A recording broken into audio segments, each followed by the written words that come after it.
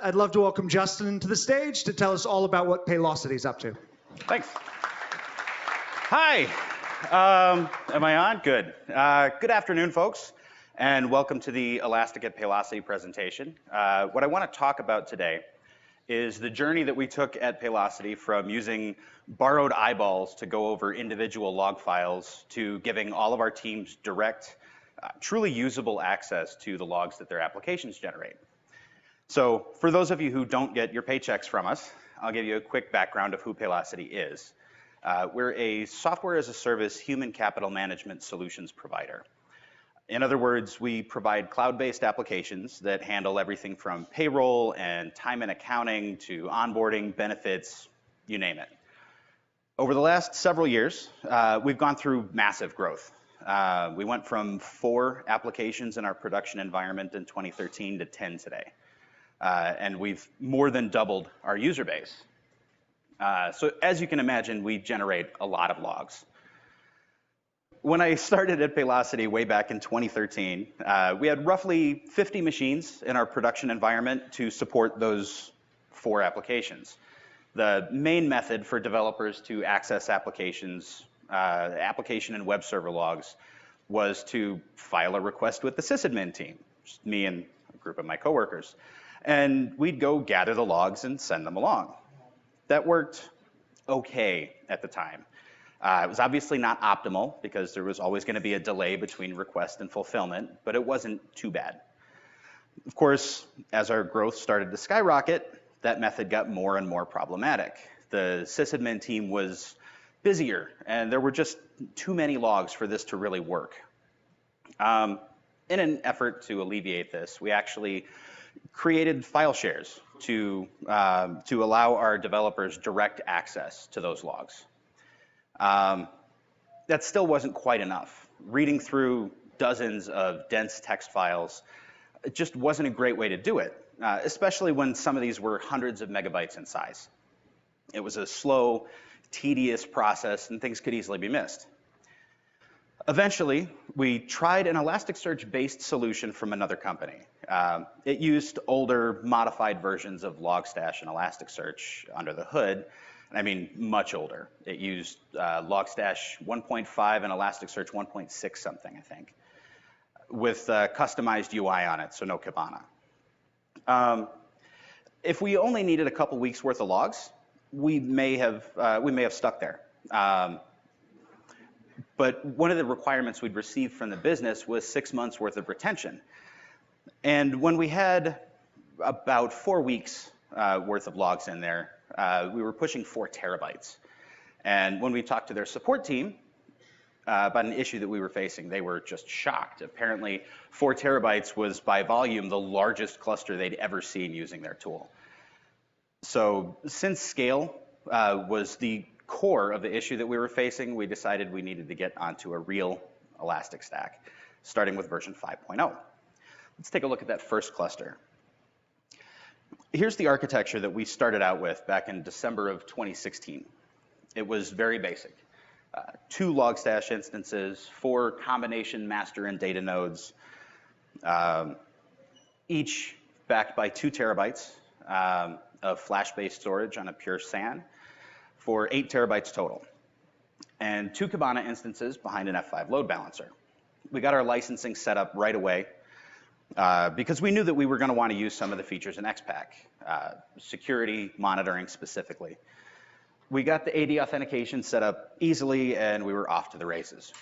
It was immediately obvious that this was a lot better than the previous solution. But we had to do a fair bit of relearning because the UI, the Kibana UI, was so much different from what we were used to at that point. We decided not to try to re-index the data from the old tool to the new one. It was just, we only had a month, and it was just way too much work from what we knew at the time. This iteration of our cluster also featured what I like to call the worst grok filter ever.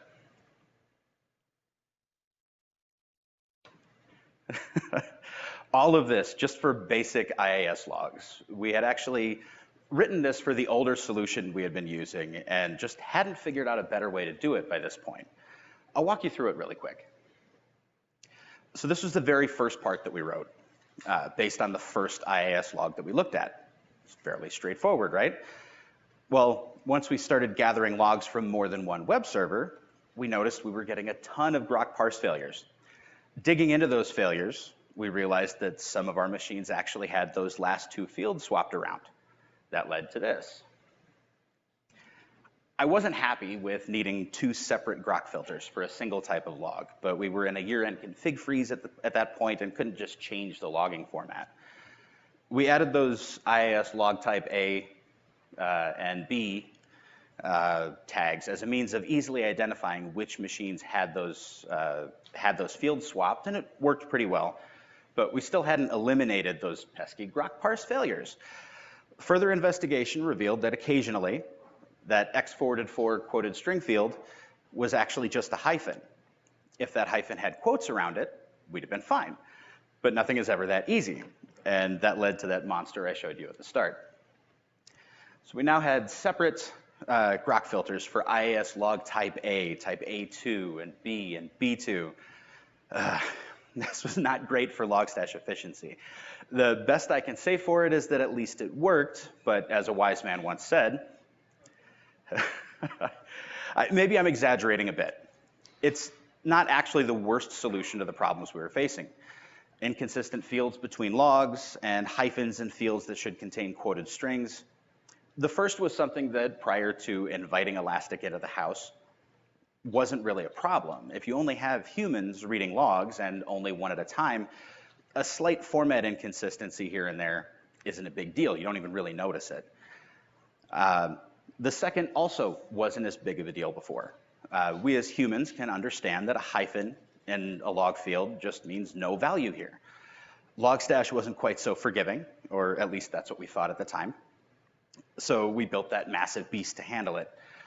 The embarrassing part about this is that you can actually see the correct solution used elsewhere in that grok filter. Here it is for those who didn't notice it. You see that a couple of parentheses, a pipe, and a hyphen, and we could have removed two of those four stanzas, which eventually we did. A little more recently, we simplified it a little bit further. 4 stanzas cut down to 1. Regex is a truly wonderful thing, and I'm still learning it. I bet there's an even more elegant way to do it than what I've got here, but that's still not where we really goofed up. As wise as Dr. Malcolm's quote was, here's the one we should have remembered. No, where we really went wrong was the combination of jumping in without verifying that our logs were consistent and making it public to the rest of the organization too soon. One of the biggest takeaways I'd like anyone getting started with the Elastic Stack to take to heart is this: test everything before you let people in. It's so useful of a tool that people will be very upset if you have to take it away for any length of time to fix something that should have been right in the first place. And your users are likely to find those things that are wrong before you will. Beside that, there are some things that can't be just fixed with a quick config tweak, like that grok filter. If you get things like field mappings wrong, you get to choose between either dumping all your accumulated data or going through a long, non-trivial reindexing process. By the way, also relevant here, when you're first getting started, dynamic field mapping is great. But I would really recommend nobody uses it in a production environment, unless you really understand what you're doing. All it takes is one instance of a non-integer character in a field that is expecting integers, or a swapped pair of differently typed fields in a log file to throw everything into chaos and just ruin your day or even your week, depending on how much data you now have to fix. It really didn't take long for us to push that little 4-node cluster to its limit. It was clear that we needed both more compute power and more storage if we were going to hit that 6-month retention mark. So that's what we did. We threw more disk and more nodes at the problem. We jumped from 4 nodes to 8 and kicked each node up from 2 terabytes to 4 terabytes. That disk expansion came with a little trepidation because I was really worried that we would end up with too many shards and there would just be too much data to search through quickly and efficiently. Around this time is where I started to get familiar with what index aliases could do. They weren't just for display. They could be used to separate the live indices that were currently being written to from the static indices that were purely historical data. And then we could optimize both of those types by dynamically modifying the index settings. This made it so we could actually bump up the storage on the nodes yet again from 4 to 6 terabytes each. For those doing the math, that's a grand total of 48 terabytes in the cluster at this point. Another important piece of work that we did during this phase was standardizing our index sizing. I noticed that due to daily variance in traffic, the daily indices we were creating were very different in size. Mondays were way larger than Sundays. Which led to some balancing issues between our nodes because Elasticsearch balances based on shard count rather than size on disk. So we did two things here. First, we started splitting our various data types into separate indices, IAS logs, Windows event logs, metrics, each into their own separate indices. Second, we went through each of those data types and took an average document size, and then calculated how many documents we could fit into a 500 gigabyte index. We used 500 as our standard because our indices were configured for 10 primary shards and 10 replicas, and that works out to roughly 25 gigabytes per shard, which is really in the sweet spot for shard sizing. Along with this, we set up a curator job to monitor how many documents were in within each index and then roll it over when it got past that point. Around this time we had a visit. We decided to bite the bullet and actually contracted for a consulting engineer from Elastic to come out and review what we had done so far and see if there were any areas where we could improve. Chad, our engineer, was massively helpful. He was able to point out some fixes that would get us the absolute most bang for the buck. For example, adding a trio each of dedicated master nodes and coordinating only nodes. This visit fell right around the time that 5.4 released, so we did that upgrade while he was in town and added those new nodes, along with taking advantage of the new cloud monitoring service that came with our license. Night and day, guys. Stability and performance improvements with that change were immediate and obvious. I really wish I had some pretty Kibana graphs to show you here with this, but we only keep cluster perf data for about a week, and I didn't know I would need it, so sorry about that. Taking the master coordinating and monitoring duties away from the data nodes and letting them just focus on search and indexing was just a game changer for us. It's like hiring an assistant to handle your administrative tasks and a manager to organize the work, and it just lets the working nodes do their work. We also started taking advantage of the reporting feature in XPack around this time and added integrations for email, Slack, and PagerDuty alerting as well. And we also threw another 2 6 terabyte nodes into the mix. You can never have too much storage. That's a recurring theme. Right around this time, we started getting a ton of requests as to why we had this great tool for our production environment, but not for our non-production environments, which led to where we are today. Over the last couple of months, we've upgraded to 5.5 and added a whole second cluster specifically to handle our non-production environments. The new cluster has 8 data nodes sized at 500 gigs each and 3 dedicated master nodes. It'll be getting coordinating only nodes soon. We also started with 2 Logstash nodes the same way we did in production, but we actually added a third one recently because while the individual lower environments are obviously much lower traffic than production, altogether they have roughly 4 times as many machines, so there's a lot more chatter going on. The 4 terabytes in total that we have there gives us about 2 weeks worth of retention, 2 weeks to a week, depending on how much testing is going on. And that's fine for our purposes. Along with that second cluster, we also configured TLS for all inter and intra-cluster communication. And that became a priority because we're also working on configuring cross-cluster search. So our users don't have to visit 2 separate Kibana instances to search everything, and we'll be able to put together dashboards that encompass both test and production data. We're also starting to use the machine learning feature for things like tracking unusual amounts of 500 status errors on our web servers. Altogether at this point, we're currently pulling logs and metrics from over 1,400 machines, primarily Windows Server boxes with a smattering of Linux, totaling over 500 million documents per day. We've got over 30 billion documents stored and indexed between the two clusters, totaling around 50 terabytes. I also, and that's data, not actual space. Remember that you want to keep about 20% free. It's a good idea, extra little tip. I learned a couple of days ago that this is actually more than the Mars rover does for logging, which is kind of a neat comparison, I thought. So at this point, I'd like to throw out a couple of things I've learned regarding reindexing, because it's certainly something that you'll have to do at some point. We actually just finished a very large reindexing job in order to fix some mapping issues and rename a few fields, so this is all based on our current architecture. This is a basic reindex, just a simple dump of one index into another, which is fine if you just need to change some mappings. In our cluster, we get around 10,000 documents per second out of a command like this. However, we also needed to change some field names, and we also wanted to make sure we got everything in the correct order since this is logging data. In order to accomplish that, we had to add some scripting to the mix. Here we're renaming 10 fields going in timestamp order, which seems pretty simple, but it brought performance down quite a bit.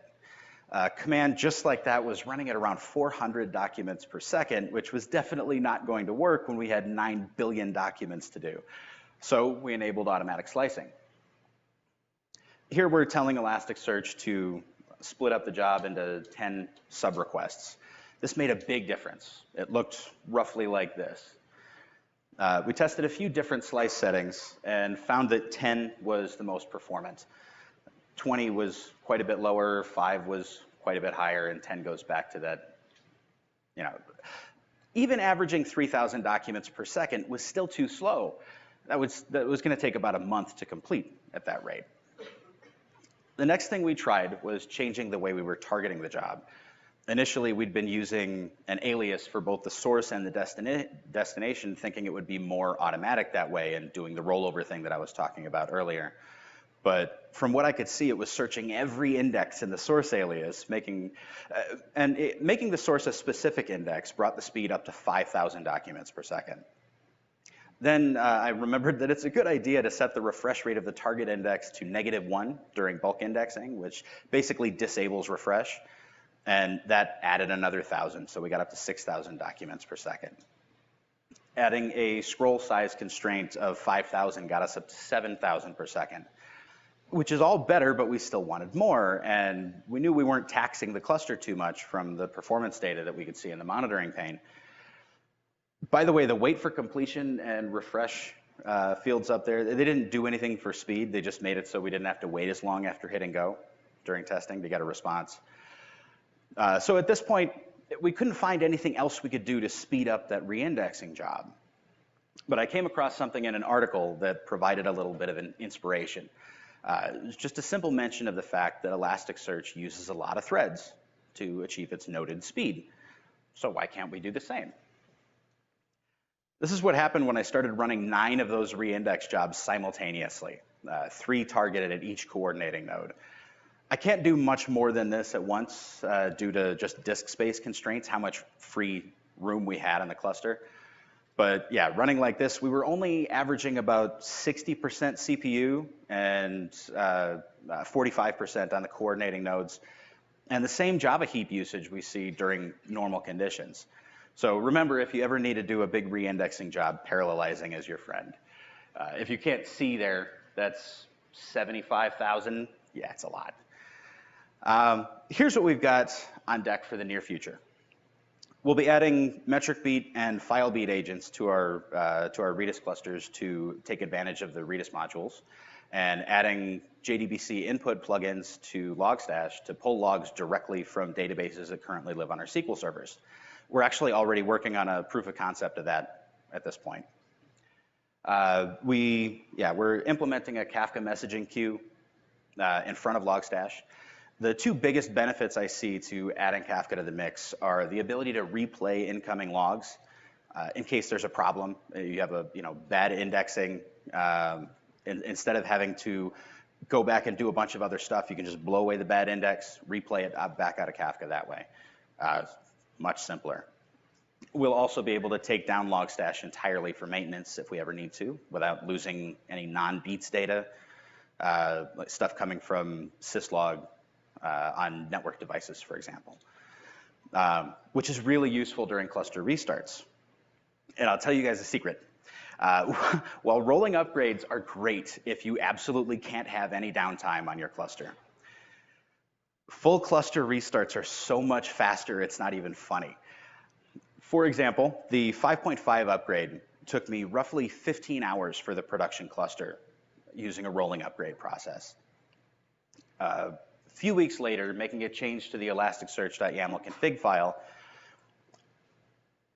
which also requires a cluster restart, I did it by stopping the whole cluster in the middle of the night and bringing it back up again, and it took me all of 20 minutes. So if you can get away with it, it can really save your Saturdays, which is nice. And of course, we'll be adding a couple more data nodes. We don't plan to change the shard count on our indices at this point to match that 12, 13, 14 data nodes. We're going to stick with 10. But if we notice disk space balance getting weird again, we might, and that's going to lead to another reindex. So over the last 4 years, we've gone from this, there we go, to this. Just chewing through logs like crazy. I want to throw in some quotes from my colleagues to share what they think about Elastic. Abe Miller, one of our InfoSec guys, says, "I enjoy the added flexibility the Elastic Stack has provided to our team's efforts. It's allowed us to stretch our reach into new data investigation territory and snap back on adversaries in a shorter period of time." Alex Hooker, one of our other InfoSec guys, says it's like Elastic is a modern engine, where before we were driving like the Flintstones. Joe Stetzer, one of our dev leads, says the Elastic Stack has armed our teams with the powerful tools and insights to combat previously undetected enemies hidden within our code base. In short, we can slay dragons now. And I gotta say, I really love how asking for quotes can kind of be revealing to people's mindsets at the time. It's kind of fun. Justin Ivins, our Director of Internal Tech Operations, says Elastic has become, and he wasn't even giving me this as a quote, he just said it in passing. He said, Elastic has become the de facto standard for application troubleshooting among our dev teams. And just for, let me actually back up to that, just for some context for this, we also use tools like System Center Operations Manager and App Dynamics for monitoring, but those are steadily losing ground as our developers discover what they can do with our Elastic clusters. And yeah, one last quote from our principal engineer, Brian Bose, sort of the gatekeeper of our storage arrays. Hands up and give me all your storage. So thanks for your time, everybody.